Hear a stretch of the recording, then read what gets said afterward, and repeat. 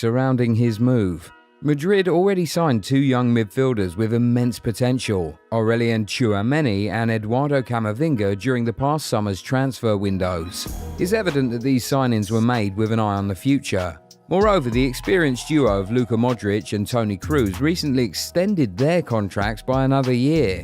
Considering these factors, Bellingham might find himself spending more time on the bench than he'd prefer if he were to join Madrid at this particular moment. Given the fierce competition for midfield spots, it raises questions about whether this move aligns with his aspirations of regular playing time. On the other hand, had he chosen Liverpool, he could have emerged as a pivotal figure in their midfield setup. So the decision to opt for Madrid at this stage might not be the most logical one for the young and talented Bellingham. While we understand that many of you, especially the Madridistas, may not yet see eye to eye with us on this, there's one transfer that we can all agree is quite perplexing: Ruben Neves' move to al-Hilal. The Portuguese international is undeniably a remarkable talent in his own right. He was strongly linked with a potential move to Barcelona, for instance, but unfortunately the Spanish champions couldn't muster the necessary funds to secure his signature.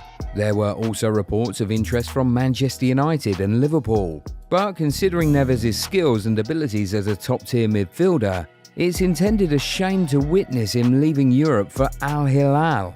Prepare yourself, because the next transfer on our list might just be the most shocking and illogical of them all.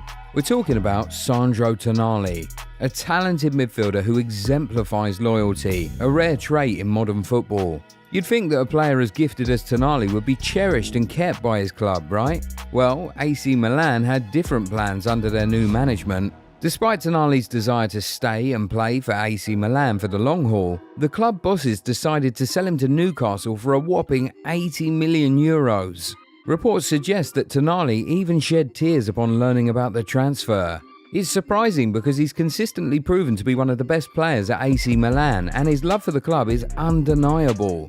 Selling him doesn't make sense, especially when considering his exceptional skills as one of the world's top central defensive midfielders. He still has many years left in his career, and Milan should be holding on to a player of his caliber. Unfortunately, it seems that the move to Newcastle hasn't been finalised yet, but it's sorry to see Milan prioritising money over the contribution Tonali could continue to make to the team. As they say, money talks. But sometimes it's difficult to comprehend the decisions made solely for financial gain.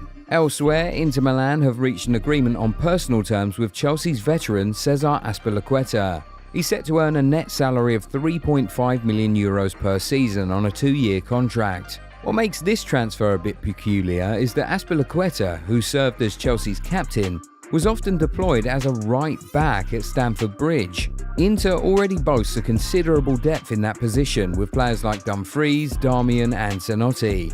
Even if they intend to utilise Azpilicueta as a centre-back, they already possess exceptional talent in that area, including De Vrij, Acerbi, Bastoni and Alessandro Fontanaros. It's a head-scratcher as to why Inter Milan is opting for Azpilicueta, given the existing options at their disposal. One can't help but wonder about the rationale behind this move and how it fits into the team's overall strategy. Similarly, the latest transfer news suggests that Benfica is edging closer to securing a free transfer agreement with Angel Di Maria, as reported by the Italian transfer specialist Fabrizio Romano. While it may appear to be a promising reunion for Di Maria as he nears the end of his career, this move doesn't quite seem like the right fit for Benfica. The club already boasts a strong contingent of wingers, with Rafa, Neres and Andrea Schelderup leading the way. Given Benfica's tendency to focus on nurturing and exploiting young talent to generate substantial fees in the transfer market, investing in a more youthful player would align better with its strategy. Another transfer has us feeling a little nutty: Connor Cody's potential move to Leicester. Just when we thought things couldn't get any more surprising, Leicester has set their sights on the defender from Wolves. The deal is said